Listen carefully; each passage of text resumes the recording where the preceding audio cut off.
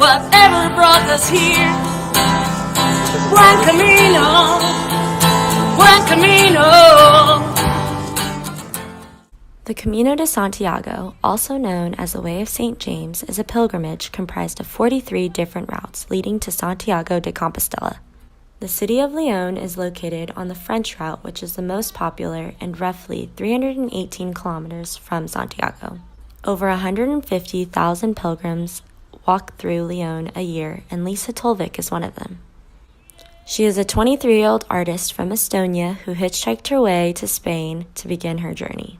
I was applying for a raise at my work, or like promotion. I wanted to be a team lead.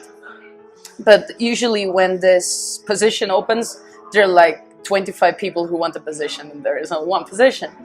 And since I'm always away, I had been away for 6 months this year. I was in the United States, I was in Denmark, Czech Republic, Poland, Latvia, Lithuania.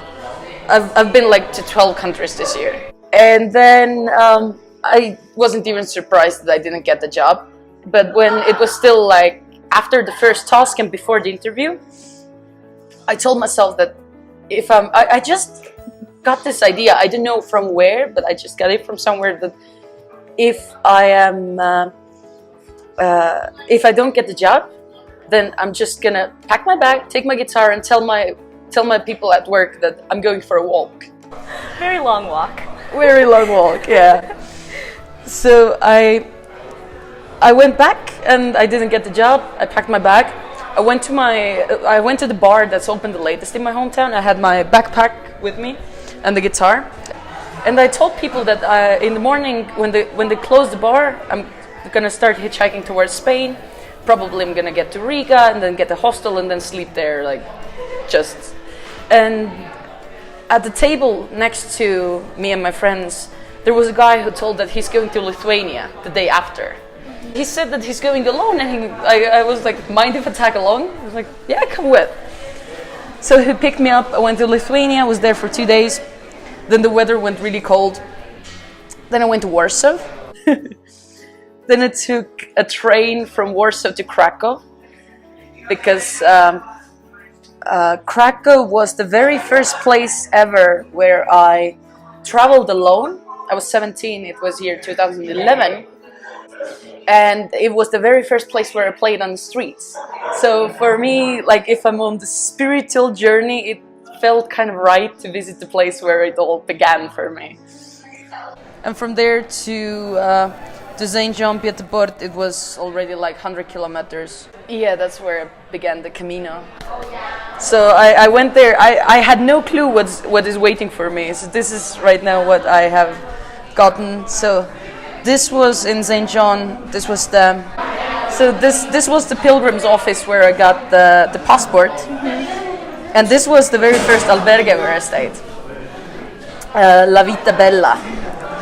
It's a new albergue in St. John, and it was so cool. It's like I had no clue what's waiting for me. The Camino being 780 kilometers, you can imagine there will be some challenges along the way. Liisa talked a little bit about how the first day was the most challenging, being 27 kilometers constantly uphill while carrying a 23-kilogram backpack and a guitar. She overestimated herself, thinking this was just going to be a walk. At one point, it was just too difficult. Like, it was about 8 kilometers till the end, so I hitchhiked.